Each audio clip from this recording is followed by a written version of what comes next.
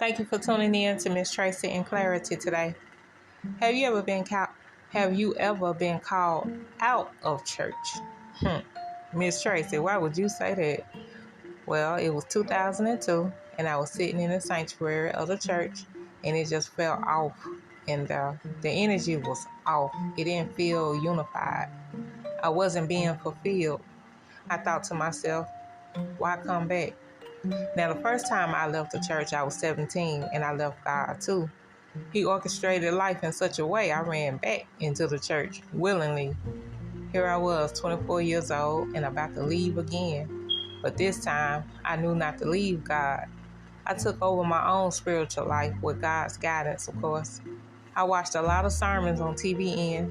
I bought all the gospel artists I liked. I kept reading my Bible. I would send my tithes to random churches. I would fast on my own. The whole point is to keep a relationship with God.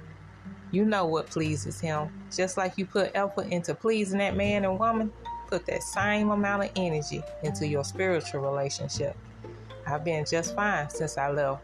I've crossed paths with people that want to make the point to not forsake the assembly.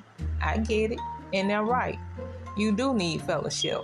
I have spiritual friends that worship at home too. When I listen to a sermon, it gives me the same effect of being in church. Listening to sermons on YouTube has been my saving grace, and sometimes I'll watch them live. If you're newly baptized or thinking about getting baptized, I advise you to go to church. Let God lead your heart, mind, and soul. If you left the church and God all together because of church folk and their churchiness, reestablish those connections with God Himself.